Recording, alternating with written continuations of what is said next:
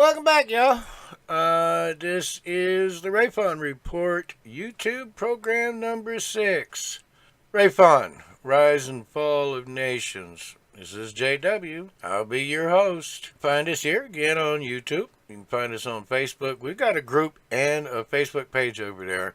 And we're also on Twitter. Also, don't forget to stop by the website, www.rafonreport.com. Go up to the area where you see the menu, click on Contributor, sign up so you can take part in the podcasts, or I should say, on the blogs. Okay, if anybody's been paying attention, well, it seems like my voice might have changed a little bit here. That's because I'm starting something new here. It's not going to be every single program, but there's just too much going on out there that really kind of throws me into a tizzy once in a while, so I figured I'd start being a little rape on rants. Although there's always plenty in the news nowadays, I picked a usual suspect for my first program. This dingbat right here in the right with the white jacket on. Alexandria Ocasio-Cortez. Hope I said that right. And then, of course, you look at who she's looking right across from. Miss Nazi Pelosi. This is the old generation watching the new generation take them over. And there's nothing Nancy can do about it. She's in her own little whirlwind right now because she's staring in the face of her replacement. Well, so to speak, and for a little while anyhow. But I gotta tell you, man, this woman here, she's like most people, they're sensible. If you're an American, if you're a patriot, if you just want decent people running your government, you got to look at this woman, and it just makes your brain spin around inside your head.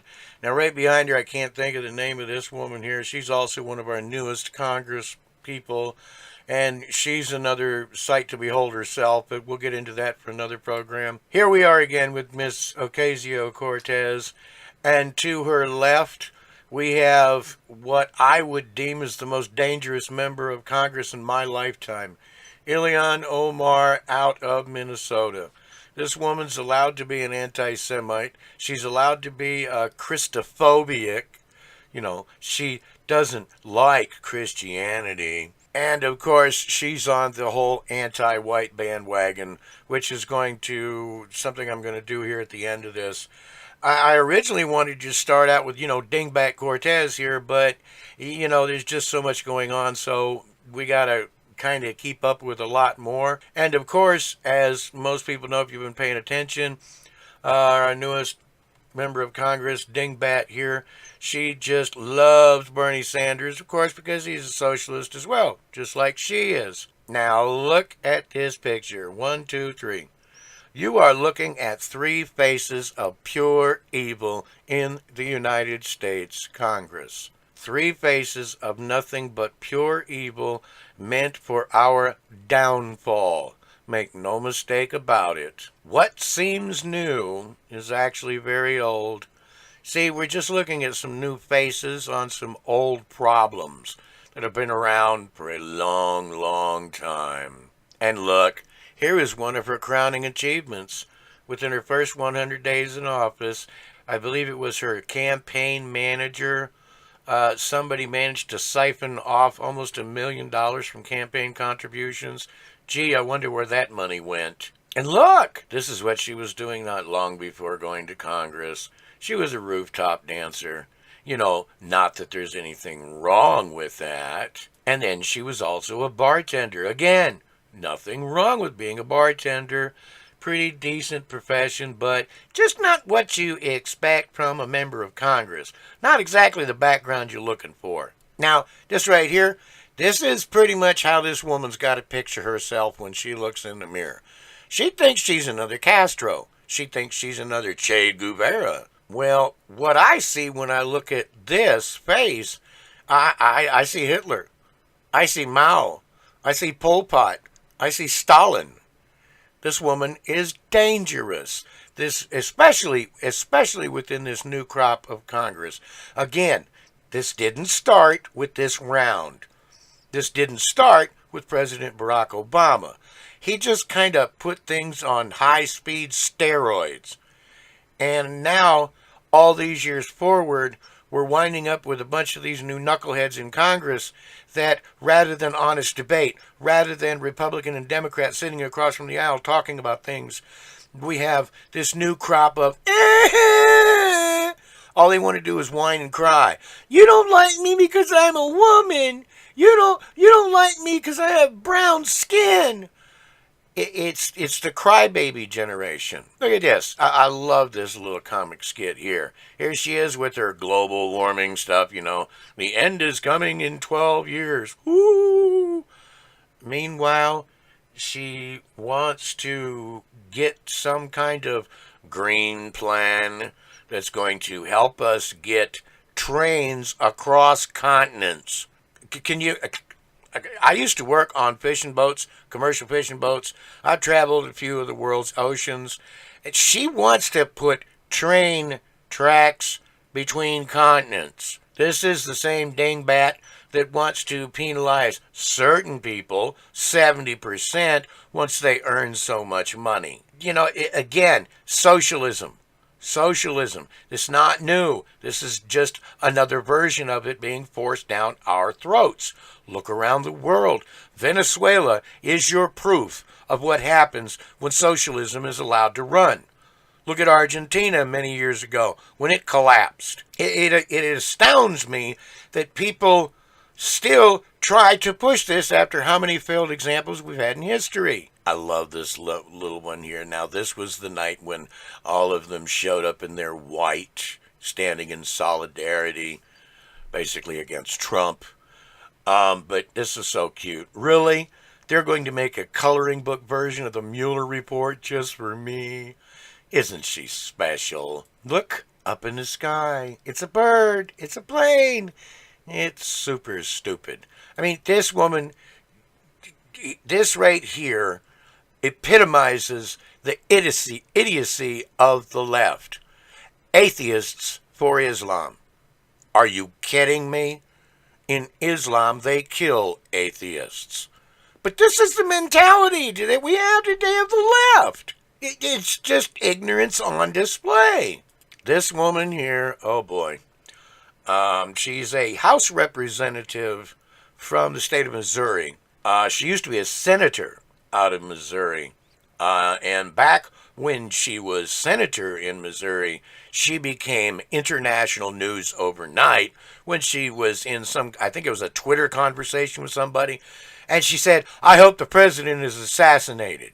I'm sorry. Something like that comes up. She should have been recalled immediately by her state and boom, replaced.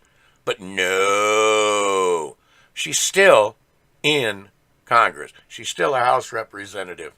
And she's on not really a new kick, but she wants to be part of the limelight that's going on right now. And that's anti-whitey. Yeah, she's another one that's out here on this reparations bandwagon. Oh boy, I'm definitely going to be doing a program on that one. Y'all know who this guy is, right? The Honorable Reverend Al Sharpton. What is reverend about this guy? I haven't figured out yet. You see, this is how I remember him. Fat boy, back with Tawana Browley. I can't remember the guy's name, but he kicked Al's butt it was on a television show. Knocked him in his fat butt right over. It was just comical. But Mr. Sharpton runs this National Action Network. And they just recently had their annual shindig. Nearly all of the 15 people that are trying for the Democrat nomination for president, nearly all 15 of them were there. And nearly all 15 agreed to sign something to put together some kind of exploratory committee or whatever on reparations. I mean, reparations? Are you serious? Serious! There's not a slave in America today. There's not a slave owner. Why do people today get to benefit from the pains of people of the past? Makes no sense. Now, look, if we were doing this 100 years ago, you'd probably have a point. It's a little late for this. But again, almost all 15 that are running for the Democrat side of the ticket, they said, oh yeah, I'll sign this as president. And it gets kind of iffy here because Again, this was held at Al Sharpton's shindig, but it's supposedly a bill put forth by Miss Sheila Jackson Lee. Oh boy, this is another gem. She's been in our Congress for too long as it is anyhow. Of course, I think her first term was too long. But yes, Miss Sheila Jackson Lee is one of the latest to bring up some kind of legislation, introduce a bill to explore reparations.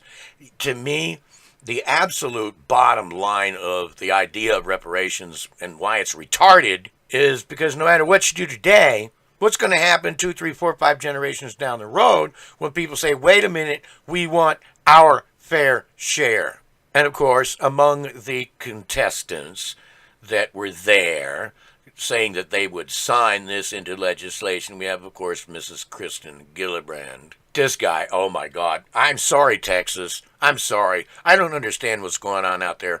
How the hell do you guys elect somebody like this? I mean, come on, it's Texas. What's going on out there? And then, of course, we have Mr. Iron Fist Old Man, Bernie Sanders. Yes, of course, I would sign that legislation as president. And an ironic part here with old Bernie is just a couple of weeks ago, he was giving an interview. I don't know if it was on a radio, a magazine, newspaper, whatever. But when he was asked about it, it was, we need to study and look at some options, but I just don't think we can solve this by writing a check. So which is it, Mr. Socialist who thrives on capitalism? Make up your mind. Here's what it boils down to. As I said earlier, were you personally ever a slave? No! Did you personally ever own a slave? Well, if you answered no to either question, you neither deserve nor owe reparations. That's how simple it is. But this is, let's not forget, it's a pre-election ploy. Of course, they've got to try to get as many of the blacks back to the government plantation as they can. This is sort of like the bribe. This is sort of like the extra nuggets that are being thrown down on the trail. It's being brought in and coupled with the anti-whitey message. I'm getting sick of it. I mean, I'm telling you what, there's going to be a big problem. There's going to be a backlash in this country, and these people don't realize that they're being used by people who know exactly what they're doing. They want a backlash. I mean, they want war in this country any way they can get it. And they'll get it any way they have to. It doesn't matter to them because they're in charge and you're not. We're nobody to them. We're expendable. Again, this is just my first rant. I'm going to be doing several of these. There's just too many things going on and too many players that people need to point to and say, hey, look, this is somebody we don't need. This is somebody we don't want. We got to do something about it. So get ready. Going to be a little bit of an onslaught of personalities coming. Again, you know what? This is getting to be kind of fun. And I do appreciate y'all stopping by. If you like what you're hearing, don't forget to like, share, subscribe, comment, hit the little notification bell, and tell people to stop by the website, www.rafonreport.com. God bless you, and God bless America.